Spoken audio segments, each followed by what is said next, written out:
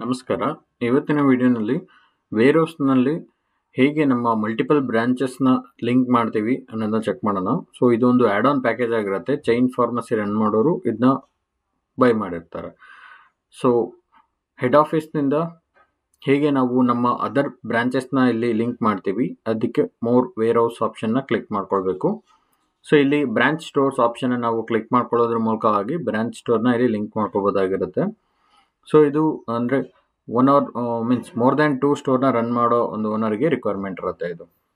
Okay, so branch stores ಮೇಲೆ click ಮಾಡಿ ನಾವು ಚೆಕ್ ಮಾಡಿದ್ರೆ ಆಲ್ರೆಡಿ ನಮ್ಮ ಹೆಡ್ ಆಫೀಸ್ನಲ್ಲಿ ಲಿಂಕ್ ಆಗಿರೋವಂಥ ಬ್ರಾಂಚಸ್ನ ಬಂದ್ಬಿಟ್ಟು ಲಿಸ್ಟ್ ಇಲ್ಲಿ ನಾವು ಚೆಕ್ ಮಾಡ್ಬೋದು. ಸೊ ಆ ಒಂದು ಬ್ರಾಂಚಸ್ನ ರಿಪೋರ್ಟ್ ಡೀಟೇಲ್ಸ್ ಡ್ಯಾಶ್ಬೋರ್ಡ್ ಎಲ್ಲನೂ ನಾವು ಇಲ್ಲಿ ಚೆಕ್ ಮಾಡ್ಬೋದು. ಸೊ ಇಲ್ಲಿ ಲಿಂಕ್ ನ್ಯೂ ಸ್ಟೋರ್ ಆಪ್ಷನ್ನ ಕ್ಲಿಕ್ ಮಾಡಿದ್ರೆ ಸೊ ಬ್ರಾಂಚ್ ಅಂದರೆ ನಮ್ಮ ಹೆಡ್ ಆಫೀಸ್ ಜೊತೆ ಬ್ರಾಂಚ್ ಸ್ಟೋರ್ ಏನಿರುತ್ತೆ ಅಲ್ಲಿ ರಿಜಿಸ್ಟರ್ ಆಗಿರುವಂಥ ನಂಬರನ್ನು ಇಲ್ಲಿ ಎಂಟ್ರಿ ಮಾಡಿಕೊಂಡು ಎಂಟರನ್ನು ಪ್ರೆಸ್ ಮಾಡಿದ್ರೆ ಆ ಒಂದು ಬ್ರಾಂಚ್ನ ಡೀಟೇಲ್ಸ್ ಸಿಗುತ್ತೆ, registered number, name and address. So ಇಲ್ಲಿ ನಾವು ರಿಕ್ವೆಸ್ಟ್ OTP ಫಾರ್ ಅಟ್ಯಾಚ್ ಅಂದರೆ ಈ ಒಂದು ವೇರ್‌ಹೌಸ್ ಹೆಡ್ ಆಫೀಸ್ನಲ್ಲಿ ಈ ಒಂದು ಬ್ರಾಂಚ್ನ ಅಟ್ಯಾಚ್ ಮಾಡೋದಕ್ಕೆ OTPನ ರಿಕ್ವೆಸ್ಟ್ ಮಾಡಬೇಕಾಗಿರುತ್ತೆ.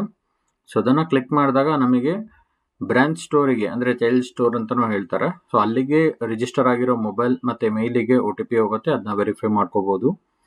ಸೆಕೆಂಡ್ OTP ನಮ್ಮ ವೇರ್‌ಹೌಸ್ನಲ್ಲಿ ರಿಜಿಸ್ಟರ್ ಆಗಿರೋ ನಂಬರಿಗೆ ಬಂದ್ಬಿಟ್ಟು ನಮಗೆ ರಿಸೀವ್ ಆಗುತ್ತೆ. ಸೊ ಈ ಎರಡು OTPನ ನಾವಿಲ್ಲಿ ಎಂಟ್ರಿ ಮಾಡಿ ವೆರಿಫೈ ಆದಮೇಲೆ ಈ ಒಂದು ಬ್ರಾಂಚ್ ಬಂದ್ಬಿಟ್ಟು ನಮಗೆ ಇಲ್ಲಿ ಅಟ್ಯಾಚ್ ಆಗುತ್ತೆ. ವೆರಿಫೈ ಆ್ಯಂಡ್ ಅಟ್ಯಾಚ್ ಆಪ್ಷನ್ನ ಕ್ಲಿಕ್ ಮಾಡ್ಕೊಳ್ಳೋಣ. ಸೊ ಈಗ ನಮ್ಮ ಒಂದು ಅನದರ್ ಬ್ರಾಂಚ್ ಇಲ್ಲಿ ವೇರ್‌ಹೌಸಿಗೆ ಅಟ್ಯಾಚ್ ಆಗಿರುತ್ತೆ.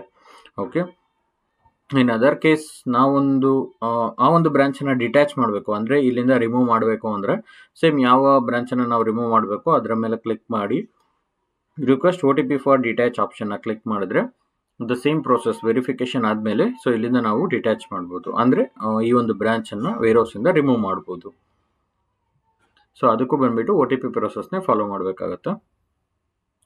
ಓಕೆ, ಇನ್ ಮಲ್ಟಿ ಲೊಕೇಶನ್ ರನ್ ಮಾಡುವಾಗ ಅಂದರೆ ಎರಡು ಕೇಸ್ ಇರುತ್ತೆ. ಒಂದು ಸೇಮ್ GST ಅಲ್ಲಿ ಎಲ್ಲ ಲೊಕೇಶನಲ್ಲೂ ಇರುತ್ತೆ, ಆವಾಗ ನಾವು ಇಂಟರ್ನಲ್ ಸ್ಟಾಕ್ ಟ್ರಾನ್ಸ್ಫರ್ ಮಾಡ್ಬೋದು. ಇನ್ ಕೇಸ್ ಹೆಡ್ ಆಫೀಸ್ ವೇರ್‌ಹೌಸ್ನಲ್ಲಿ ಒಂದು GST ನಂಬರ್ ಇರುತ್ತೆ ಆ್ಯಂಡ್ ಬ್ರಾಂಚಸಲ್ಲಿ ಇನ್ನೊಬ್ಬರು ಓನರ್ಶಿಪ್ ಇರುತ್ತೆ, ಅವರ GST ನಂಬರ್ ಇರುತ್ತೆ. ಅಂದರೆ ಡಿಫ್ರೆಂಟ್ GST ಇದ್ದಾಗ ನಾವು B2B ಸೇಲ್ ಎಂಟ್ರಿ ಮಾಡ್ಕೋಬೇಕಾಗುತ್ತೆ ವೇರ್‌ಹೌಸಿಂದ ಬ್ರಾಂಚಿಗೆ ಅಥವಾ ವೈಸ್ ವರ್ಸಾ ಬ್ರಾಂಚಿಂದ ವೇರ್‌ಹೌಸಿಗೆ. ಸೊ ಈ ಕೇಸ್ನಲ್ಲಿ ಮಾಡ್ಬೋದಾಗಿರುತ್ತೆ.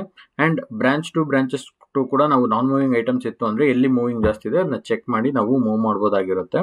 ಆ ಒಂದು ಫೀಚರ್ ಕೂಡ ನಮಗೆ ಇಲ್ಲಿ ಮಲ್ಟಿ ಲೊಕೇಶನ್ ರನ್ ಮಾಡುವಾಗ ಅವೈಲೇಬಲ್ ಇರುತ್ತೆ. ಸೊ ಈ ಒಂದು ಪ್ರೊಸೆಸ್ ಮೂಲಕವಾಗಿ ನಾವು ಅಟ್ಯಾಚ್ ಮಾಡ್ಬೋದು, ಲಿಂಕ್ ಮಾಡ್ಬೋದು, ಡ್ಯಾಶ್ಬೋರ್ಡ್ನ ವ್ಯೂ ಮಾಡ್ಬೋದು ವೇರ್‌ಹೌಸ್ನಲ್ಲಿ. Thank you.